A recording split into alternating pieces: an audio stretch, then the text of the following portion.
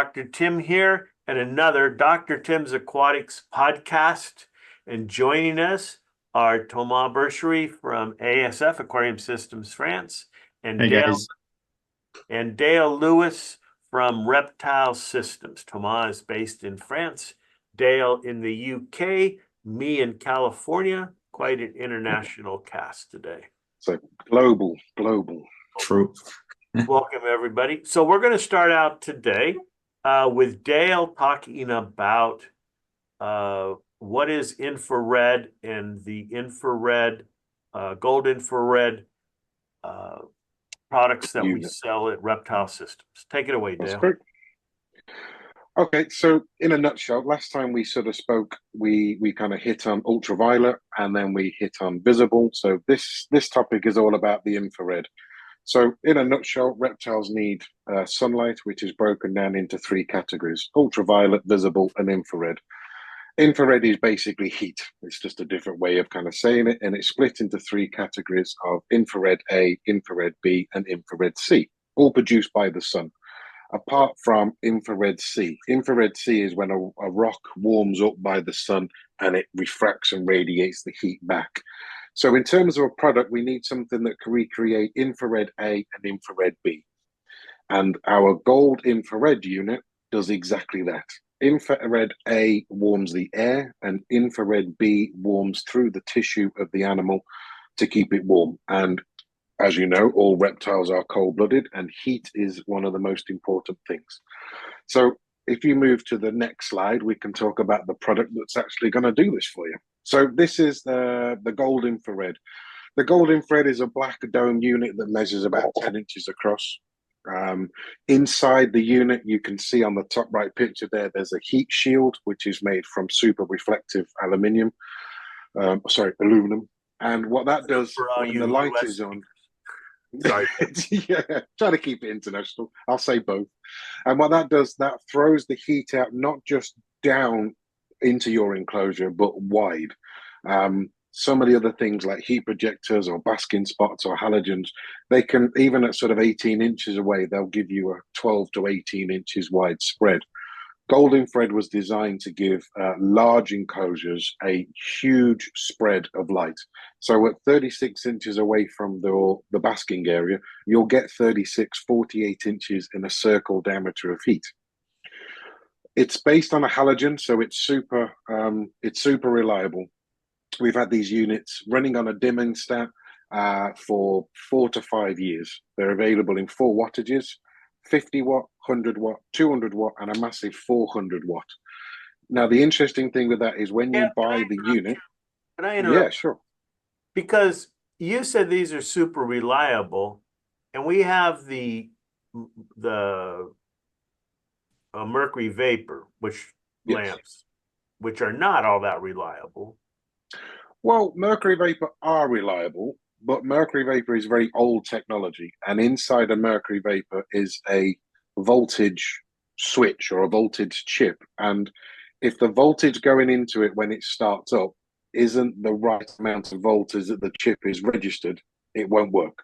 But it might work 1 hour later. It all depends on what the voltage is going to that product at that time when you ask for it. So the UK is crazy. We have a voltage of around 220 to 240. But the voltage chip inside a mercury vapor is only 5 volt difference.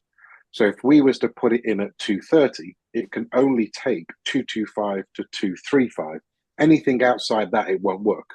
So people think that their mercury vapor doesn't work. Right. But if they was to wait for maybe 20 minutes, 30 minutes and try it again, their voltage inside their house or to that socket at the time will be different. And then it would probably work. Mercury vapor has been around for a long time. This is totally different. Yeah, so this is halogen based, whereas a mercury vapor uses mercury inside. This doesn't produce any UV, whereas a mercury vapor produces light, heat, and UV. This is mainly recreating just the heat side of that. It's great for kind of nighttime heat, whereas a mercury vapor is good for daytime because you get huge amounts of light as well. So Yeah, gold infrared is used on a dimming. So once you set your dimming stat or dimming thermostat, you can really start to recreate the hot spots. You would normally put this over one end of your enclosure, so you have a warm end going off to a cool end and allow the animal to thermoregulate whether it wants 90-degree Fahrenheit one end and 80-degree Fahrenheit the other end. It allows the animal to regulate backwards and forwards. The interesting thing about this is that one unit will take all of the different wattages of lamps. And what I mean by that is if you've got a if you've got a young bearded dragon in a 2 foot enclosure and you buy the 100 watt unit, as that bearded dragon grows and you want to put him into a 4 foot enclosure, you might need the 200 watt unit. You don't need to buy another unit. You literally just buy the replacement 200 watt lamp and put it into the same unit. And likewise, you might want winter heat, summer heat. So you can literally upgrade and downgrade the wattage of your lamps very, very simply. It's also got a protective mesh over the lamp to stop any animals getting onto the, actually onto the lamp, like a snake, for example. And all you do is take off the two screws, remove that mesh, take out the lamp, put the new lamp in. It's that simple. So Don't all forget the to so put there's gloves for the Yeah, bulb. Toma's going to oh mention that too, is you don't want to handle that lamp with your bare hands, even out true, of the box because of the oil, right? That's but it, not an urban myth, is it? Yeah. no, No. it's not urban myth. Wherever your fingerprint will land on that lamp, your finger, your oils, your grease on your fingers will mark that lamp and reduce the amount of infrared that will come out of that lamp. That's the same for any halogen, really. Whether that's the new eco halogens coming out, don't touch the bulb itself. But that also goes for things like UVC lamps for ponds and sterilizers and aquariums. Don't touch the lamp. The less you can handle or touch the lamp, the better. But if we're going down that road, I should also say switch the unit off and don't change the lamp until it's cold. Let's True. be very safe about this. They do get hot. They are up to 400 watt in heat. They are hot units themselves.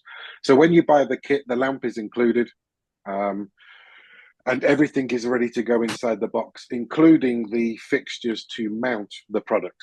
So you can put this inside a wooden enclosure by screwing the legs to the top. You can rest it straight on top of a mesh enclosure, or you can mount it to the wall and you can angle it over a large open top table enclosure for a large tortoise or turtles or something like that. So it's very versatile in its work. It technically doesn't produce infrared C. So it provides your enclosure with infrared A and infrared B. So it's going to warm the air and warm the animal. The infrared C for the animal is what gets warmed up by A and B, and C is the byproduct. So you can see the little graphic there underneath the product. A and B is producing down, and C is what comes back off.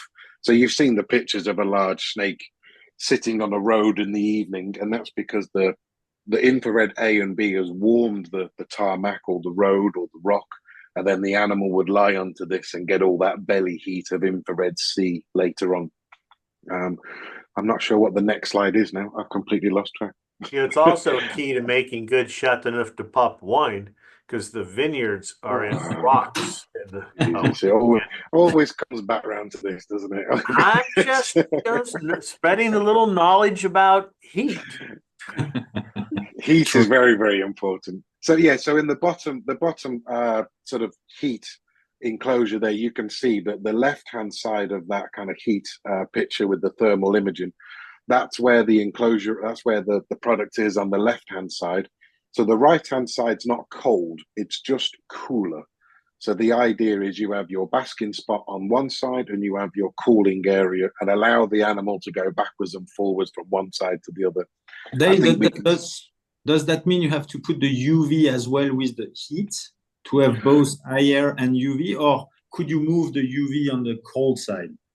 No, you would normally have UV and heat on one side. UV would normally be over half to 2/3 of the enclosure. As long as the animal has got somewhere to go to get away from the UV, whether that's if it's a large enclosure, that could always be on the far right hand side in this picture. If your enclosure is quite small or it's vertical because it's a chameleon, just make sure you give the enclosure some hides or a branch or some sort of large, large piece of decor, cork bark or something, so the animal can get away from the UV and the heat if it needs to. As long as you provide areas where it can get to the UV, get to the heat, and get away from that, then the animal will regulate itself. So when my old office, I used to have an Aki monitor, and I would look at this most of the day, and I would see him almost supercharge himself during the day underneath the heat and the UV, and then he would wander around at 300 miles an hour, searching for food, digging around, doing what it needed to do, and then he would rest. Then he would come and bask again under the heat and the UV for maybe an hour, and then he'd go wandering around looking for food, digging away. It was quite interesting to watch the behavior of how they kind of bask, and they get all the energy they need, and then they go off and do their activities, and then they come back. So allowing that animal to have that warm zone and sort of cool zone, or high UV, no UV, is just recreating nature. That's all we're trying to do in the enclosure. But should do you know how long the IRC is going to last, or is just regular? You don't need to put a heat mat under the stone to keep it warm. Depends on the species. Something like a snake or an Aki monitor, yeah, they would like the belly heat as well. So you can use the infrared C is only going to last as long as it takes that rock, slate, stone to cool down during the night. So if you was to put 100-degree, 120-degree Fahrenheit on that piece of rock, if your ambient temperature is about 90, then it's never going to get below 90. Yeah. So sure. as your heat source stops, it'll cool down. Slate on rocks is always a good thing to have in the enclosure because they retain the heat far more than wood or cork bark or something like that, for example. So yeah, it's always better to have rocks. Slate is a good thing because it just looks so natural as well. But a nice big thick piece of slate, from a sort of DIY store or sort of garden center. If you're using it from your home, from your garden, then just make sure it's nice and clean and it's been sterilized with some boiling water or something like that just before you use it, just to make sure there's no bugs or any infections that get into your enclosure. But yeah, you use the more natural you can make it, the better it's going to be. And that top left-hand side is what the packaging looks like for the replacement lamps.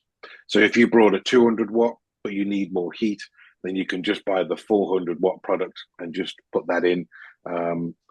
If you move to the last slide, Timothy, you can see there, the bottom right-hand side shows that you can put the fixture sort of directly up in the enclosure, but it's also got that tilt mechanism, so you can angle it backwards and forwards.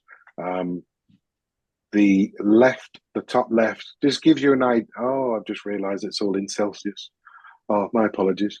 The catalog and the information that's available on the Dr. Tim's website is all in Fahrenheit for the American viewers.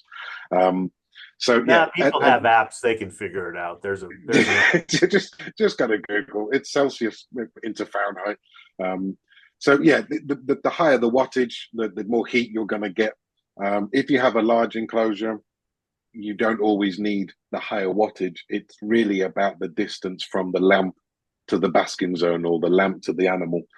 If your animal is only going to be 18 inches away, for example, and you need 90 degrees Fahrenheit, then you might only need the 100 watt. But if it's 2 foot, 3 foot, 4 foot, you might need to increase in wattage. So just use the catalog on the website as a reference point. But yeah, it can be used with a dimmer. It's got a 2-year guarantee. The lamps run for 4 or 5 years.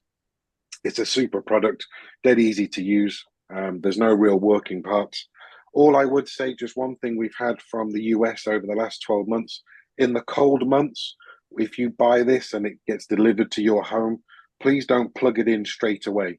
One of the things we've noticed, especially with the lower wattage, like the 50 watt and the 100 watt, just leave it in the house for 6 hours, 8 hours, or even the day. Just let the product warm up. When it's been out in the cold and then you ask it for heat and energy straight away, it seems to put a bit of a strain. You know, your parcel's been in the back of a a UPS truck for overnight, and it's sort of 30 degrees Fahrenheit or whatever it is in the cold months, and then you want to sort of put heat through it. Sometimes the bulb can blow just because of that coldness. So just let the product warm up in your home for a few hours. I think you did something similar on the one and only bacteria before, where don't use it when it's cold. Let it warm come to up room slightly. temperature. Yep. Yeah. Dale, just another small question, because it might not be obvious to everyone. You reckon you should better to put the gold infrared inside the vivarium rather than outside and through the mesh, because the mesh is going to absorb some of the air, I guess, like UV or yeah. So with UV, when using a mesh, mesh can remove between 30 and 40% of the UV depending on the product. Infrared is very similar, so you will get less infrared if it's on top of the mesh. It's perfectly safe to use directly on top of the mesh. The problem is that some of the mesh enclosures, they're not very tall.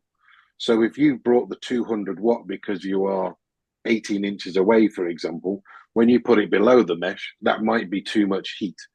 So just think about the wattage that you're purchasing and the height of your enclosure to whether it can go under the mesh. The fittings are inside the box, so you can put it under the mesh, no problem at all. But it might not. You might need to reduce the wattage because you are under the mesh. So yeah, just look at the different heat distances for what you require for your animal, and all animals require different heat as well. So things like Aki monitors, they require a lot of heat. Chameleons and frogs, maybe not so much. So choose the wattage depending on your animal. Yeah, just like with fish, do a little research before you buy your animal and know what your animal needs, and don't assume that all reptiles are the same. And that's why we have zone 1, zone 2, zone 3, zone 4. So. Yeah, I mean, if you look at discus, you know they need a lot more heat than a neon tetra or a guppy, for example. So yeah, just have a look. And if you're any concerns, reach out to us on social media or through the website with the Q&As, and we'll be glad to kind of point you in the right direction. That's no problem at all. All right. Thank you very much, Dale. Much appreciated. No So problem. now we're going to switch gears, and Thomas is going to talk about the MX pump range, which are made in Italy. So tell us all about these. I think one day we should really make a podcast just about pumps, like we said, for salt. I think we should do it in Italy. We could do in Italy. That's true. The wine is good in Italy. No, well, that comes from Dale, and he's really more of a beer person. Definitely, but Italian wine is the best for me. So I know that he likes Italian wine. I've seen it. Well, so when he progresses his taste buds, he'll switch to the better French wines. Oh, like the Cote Motier. Anyway, sorry, we digress. So the MX range. So the MX, which we call MaxiJet in Europe, is the child of the very old aquarium systems MaxiJet pump that you might be aware that in the US for over 40 years. I think they are as old as I am. So it's a very versatile pump. Like you had the gold infrared, which is a very versatile way to heat your enclosure. I would say that the MX pump is a great tool to have in your toolbox or in your aquariums. First of all, as Tim says, it is made in Italy. So we have our own factory in Italy where we are producing these pumps since more than 2.5 years now. Yeah. And it is our bestseller. It is the bestseller. It's because it's very convenient. It's a pump which is very convenient. You can see the volute can turn 360 degrees, which is convenient depending what you want to do with the pump. The pump can have several usage. So that means it is a pump. So it moves water from a point A to a point B. But the MX pump is going to do this. So it's first a return pump. So it can pump up the water if you need in your tank as a return pump. But also you can use it, and it was used a lot in back in the days to create water circulation, water flow in your tank. And inside the MX pump, you can have, I think it might be the next slide, and you have some accessories. It's the next one, the following one. Yeah, so you can see there is a power head included inside the tank. So the power head will help you to create water movement in your tank, with the advantages of this power head as also a venturi system. So that means you can put some air inside the water. So for example, you have a bacteria bloom. We know you can have a water change, but you need also to put some air in the tank. So you can use that type of pumps to bring some air at an extra moment whenever you need. Oxygenation is also important. For example, if you use this pump, which is used a lot in the hydroponic systems. So that means you can add oxygen inside the water, which is full of nutrients for your pumps. We know it's used a lot in the hydroponic industries for this specific reason. You have also, as an accessory on the side, you have a foam, so that you can see on the left-hand side of the photo. So a foam and some 2 strainers, and this will turn the MX pump into a fully operational and very reliable internal filter. So whenever you need, you can fill one of the strainer, for example, with carbon if you want, and it will give you a very inexpensive and a very efficient internal filter. Then you have other use for the pumps. It has been used for many years in small skimmers. For example, if you have protein skimmers, you can use the MX pump to do. And also we've seen now with the creation with 3D printed products, we know there is a bunch of accessories, and in the US, you are far ahead compared to us in Europe. You have lots of accessories that you can buy and adapt to the pump. And I think it has already been put on the social media from Dr. Tim's that you can turn the MX pump into a very efficient vacuum cleaner, for example, for your sump or for part of your aquarium. The pump is very reliable, so that means even if you have some dirt going in, I mean the rotor itself is very. I'm going to show it to you. I'm not sure we can see with the screen. So the rotor is basic, but not that basic, but it is very reliable. So that means even if you have sand going in, the pump will continue to operate. And so you can really use this for cleaning your tank, for example. The other advantage is, for example, because the pump is not the same as the one that was created 40 years ago. And if you look at the rotor, for instance, the rotor now is only a 1-part rotor. So there is one body because it is more reliable as well. But in the past, the pumps didn't have sufficient torque to start. And so, for example, the MaxiJet pump from Aquarium Systems, we had a 3-part rotor for many years. Then we managed to do a 2-part rotors. And now, with the latest technologies or knowledge that we have only a 1-part rotor, which is going to enable the pumps to be much more efficient. So, Thomas, you're saying it doesn't have the little tab that can break off and then it just spins, but nothing moves. Yes, correct. You have to understand the way it works. So you have inside the pumps, you have the bobbin, which is going to create the magnetic field. And sometimes it doesn't create sufficient torque to launch the pumps. It's especially true in the US because with 110 volts, you have less torque, but you have 60 hertz. So that means the pumps have less torque, but it runs faster. So if you're going to get a physics lesson coming to Dr. Tim's. Hey, you're supposed to be Dr. Tim. You should do the lesson. I'm the biologist, not a physicist. Well, you can still learn. Go ahead, Thomas. Sorry. Always learning. Always learning. Yes. Always learning. So now you can go back to the other slide. So the range is made of 3 products right now. So we have 3 pumps with 2 different body sizes. So we have the MX 2010 and 2060. 260 gallons, sorry. So that's the smallest pump that we have in terms of body sizes. And if you compare to the original MaxiJet, we are 30% smaller compared to before. So that means you have a smaller footprint in your tank, but also if you are sensitive from an environmental point of view, you use less plastic, you use less resin, and of course, because we make it in that way, you use less energy. So it's a pump which is very, very energy efficient compared to what was done 10 or 15 years ago, or even more 30 years ago.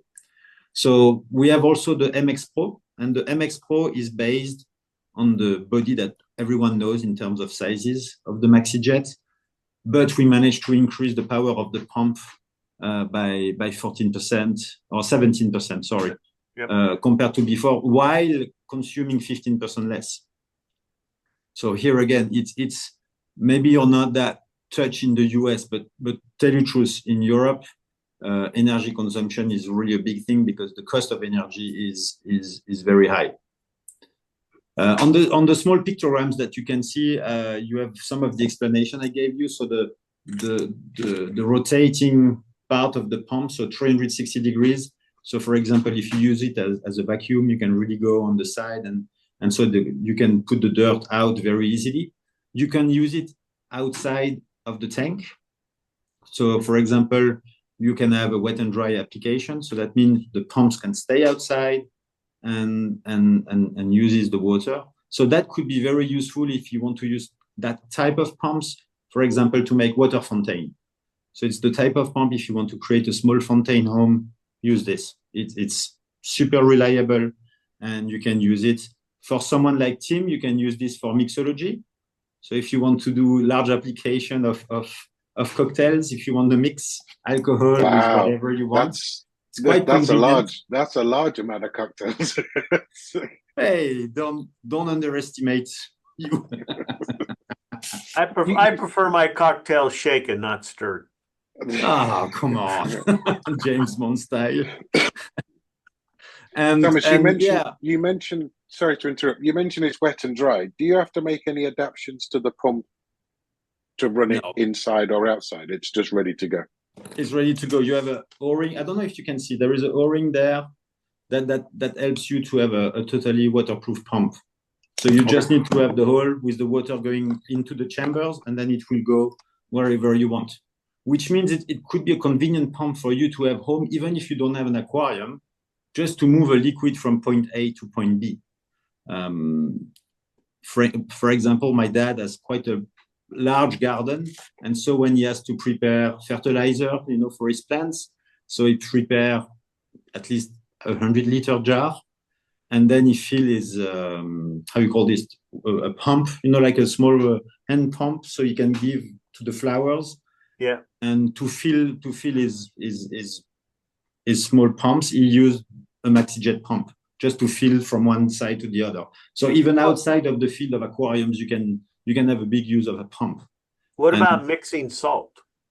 Yeah, as I said, you can mix liquid and solid. Yeah. And mixing salt is exactly what it is made for. Yeah, you can use it goes inside and it will help you mix the salt and give it stirred. So that's perfect. It's a perfect use for it. Yeah. And then you can hook a hose to it and drain your tank, and then then put it in the salt and fill your tank. So it's basically a big utility pump, lots of different uses, transferring water from one tank to another, changing water, things like that. Yep. And you just clean it, and there is no much moving part, and it's an easy pump to clean, and then either you continue to use it all day long in your tank, or you just use it when you need. It's not going to break because some of the old style pumps, the 3-part rotors, as we said, if it dries out, the plastic is going to dry out and it's going to break very easily. Yeah. Or if it got sand in there, it would stop the impeller, but it will break. The shaft would still run, so that I don't remember what's that called, but that would break. So then, and the shaft is made of stainless steel, so which means you can use in saltwater tanks, which is always better than than having an iron stuff in your marine tank. Sure. So it is made for it. Yeah, and the important thing, because people always want to know about price, it's very price competitive with the cheaply made imports. So Oh, I agree. It's competitive. It's low energy consumption. I mean, I would say that everyone should have a pump like this in his tank or in his toolbox, or even if you don't have a tank home. Even if in your pond you can use it, to move some dirt from your pond filter to try to clean it. It's very convenient to use. Yeah. Yep. And it's also, I think the warranty is 5 years in the US. It's 2 years warranty, and then if you registered on Dr. Tim's website, you can have an extra 3 years warranty. So it really pays for itself. okay, Perfect. is there another slide, or that's No, that's it. I try to be quick no, that's and perfect. efficient. Like the pump. Just like the pumps. There we go. I like that. And these, like Thomas said, there's 3 different sizes. Might have a bigger one coming. No, there is 2 small body pumps and 1 bigger one, the MX Pro. Yeah. Which goes up to 350 gallons per hour. I'm confusing it with the Wave maker, which yes, that's another one. Another time. That's another podcast for another. That's a different topic. You can't speak about that. I'm there's a word for it. Getting people excited about, oh, there's more. There's lots of different pumps, all made in Italy by ASF. So it was interesting. It was interesting, Thomas, you spoke about your father kind of mixing nutrients, because one of the biggest uses in the UK for the MX pump is the hydroponic industry of exactly that. They'll make large reservoirs of water plus the nutrients, and they use the MX pumps to pump that water around their kind of irrigation system, which would drip water into their lettuces, tomatoes, or whatever special tomatoes maybe that they're growing. So yeah, it's definitely got it's definitely versatile in its uses, that pump, definitely. Yeah, and the fact that the power head that you have inside can bring some air is also very interesting for plants in that case. Very interesting. Yep. All right, thank you very much. You're welcome. Now, I am going to talk about the bane, the reason that people get frustrated. I mean, you have cyanobacteria. Wow, that's a bad picture. No, that's a good picture of a bad item. Wow. Dinoflagellates. Now, how do you tell the difference between the two? Real quick, we'll go down that road. If your tank looks beautiful in the morning before the lights come on, the substrate's nice and white and clean, and then as the lights come on, this crud develops on your substrate and tends to have these offshoots coming up, that's dinoflagellates. Yeah, pretty much a clear case. But cyano, dino, beard algae, what do they have in common is that you're not controlling the nutrients. And in some cases, maybe you're making them too low, but they can be too high.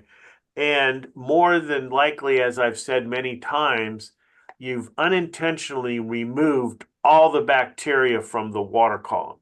So you look at this tank and the water's nice and clean, and people, oh yeah, my water's perfect. We get this all the time. I ask for chemical, what are your water quality values? They're perfect. And even Dale talked about this in England. It's universal. They're perfect.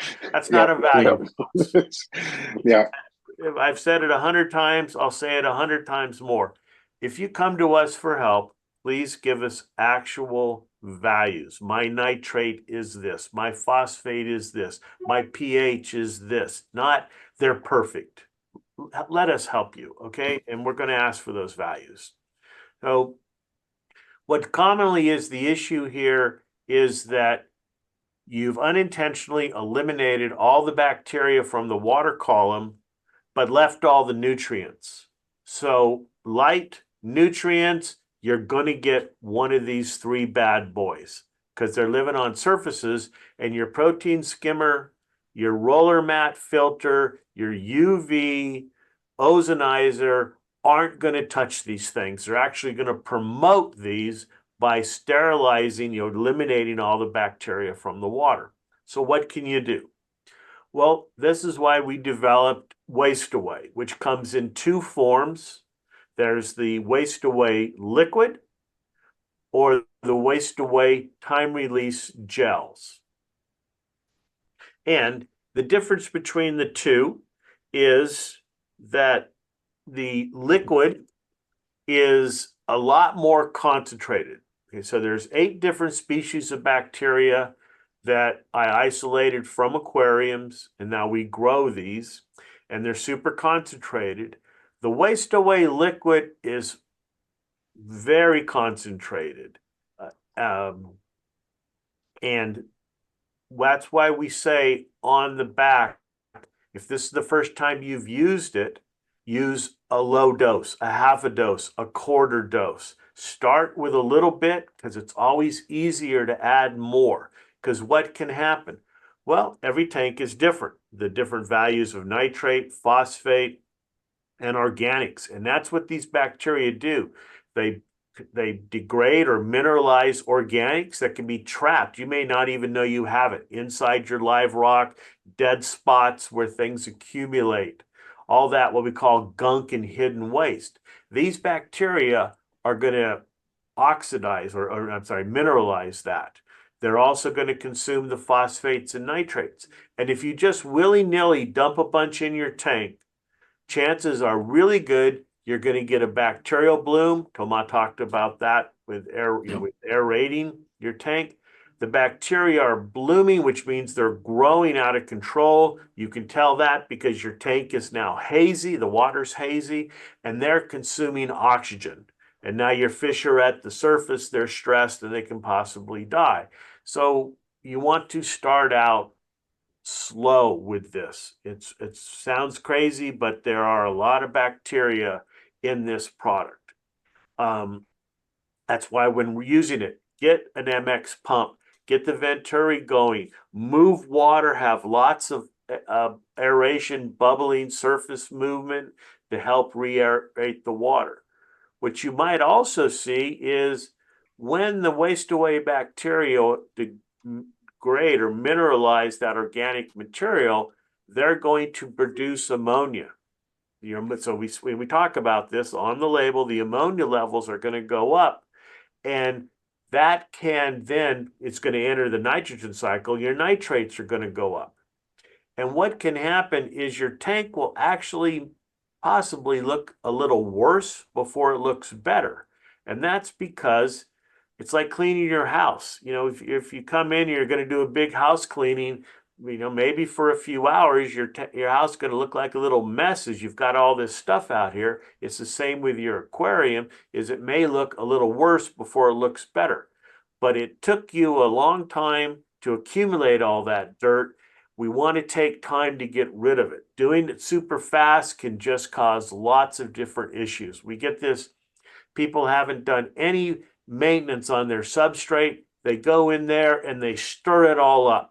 Well, what's happened is that's trapped nutrients. Now by stirring it up, you've released all those nutrients and you get a bacteria bloom, you get an algae bloom, the tank looks terrible. So clean it up with waste away. What this is doing is it's replenishing or replacing the bacteria in the water column. And that's why we say when you add it, turn your skimmer off for just maybe an hour or two. But if the tank starts to get a little hazy, turn it back on because the skimmer is going to remove the bacteria. Well, let's put that to work for us. You add the waste away, you've turned the skimmer off, you've added the waste away, they start reproducing and basically feeding on the nitrates and phosphates and organics and multiplying.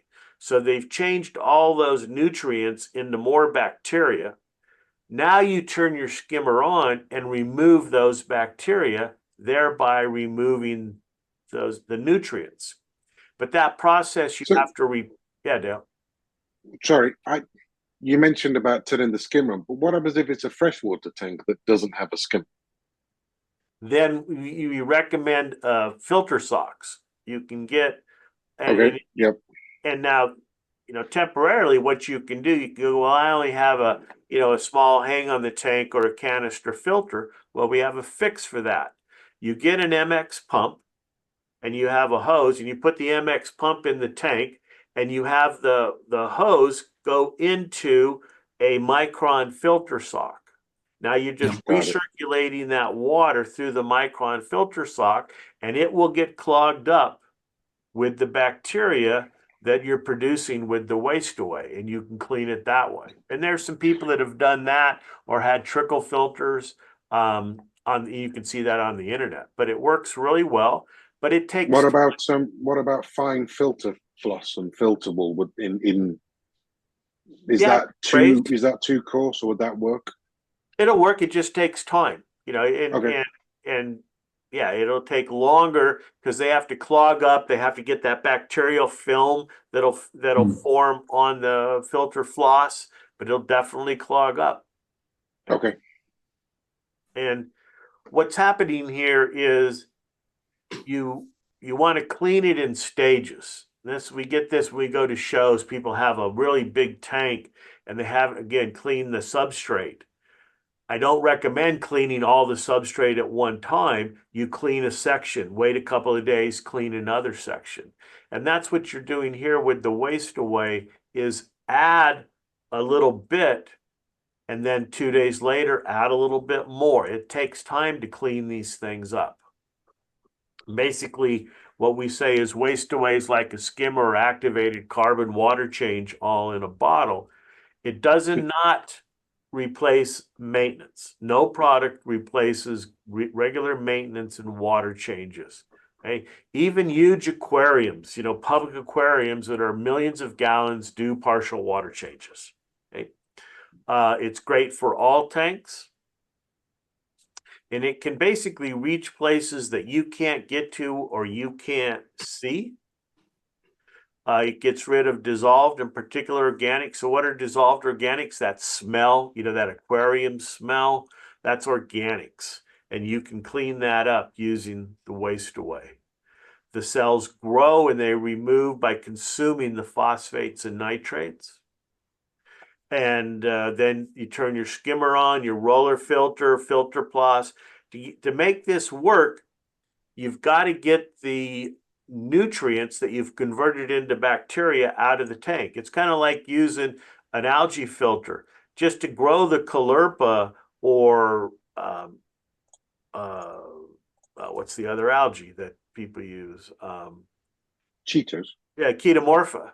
You're using the keto and you're growing it, but unless you physically remove that algae by clipping, you really haven't done anything. It'll all recirculate. You got to physically remove it out of the system. And then also, and Colin Ford, if you follow Coral Morphic, uses this. He talks about this, and we have a whole recipe card, which I'll get to in a minute, about you can use this bacteria as food for your corals. Most corals lose color because you're making the water too clean, and they filter feed 24/7 bacteria out of the water in the natural environment.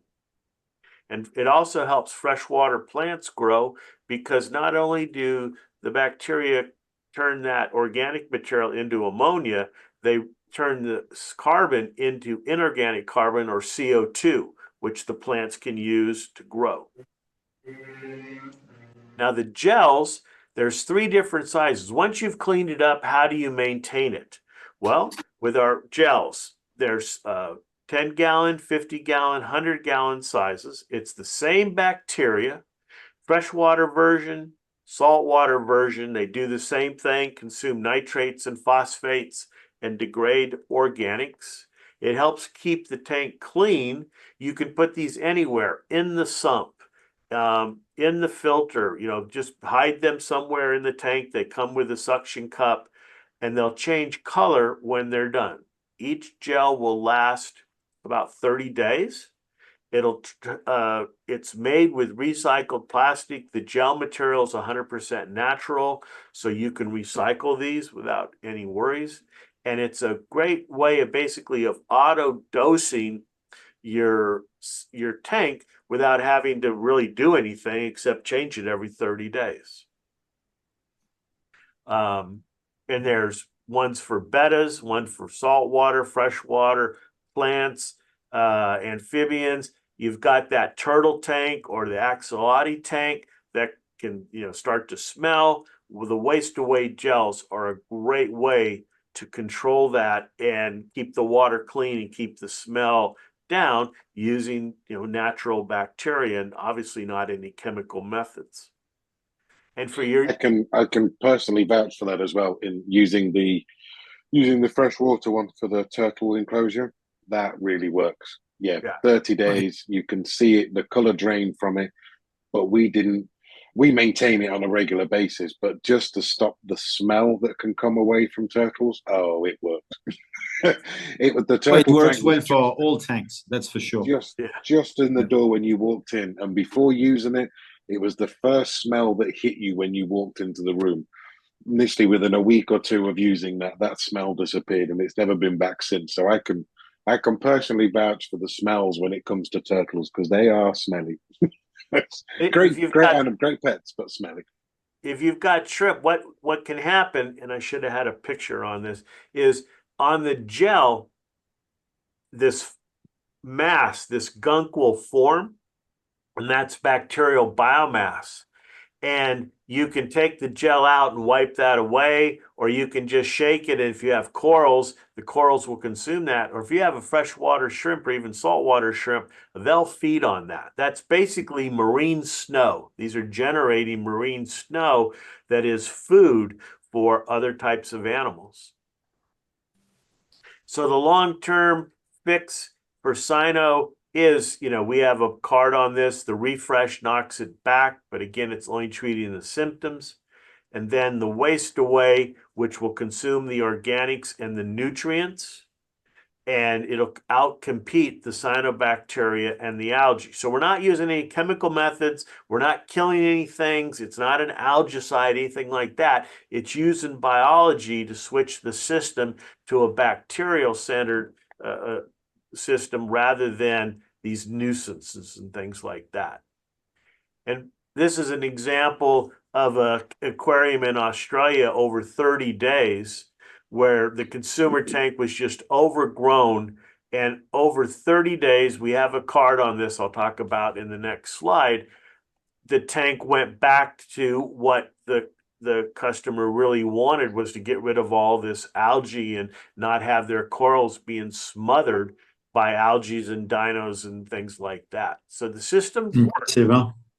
it takes time. Nothing we do at Dr. Tim's, except the one and only bacteria, is instantaneous. We don't want that in your system. Now, I've talked about the cards. They're available at drtimsaquatics.com under the resource headings. It gives you step-by-step directions of how to fight these things using bacteria and natural methods rather than just temporary fixes or band-aids, which is basically the chemical methods, which we don't really prescribe. Or because that's just, it's going to come back. The chemical methods, everything's coming back. You're going to get frustrated. You're going to say it's too hard to keep your aquarium, and that's not true. As the old saying goes, work smarter, not harder, and we're here to help you work smarter.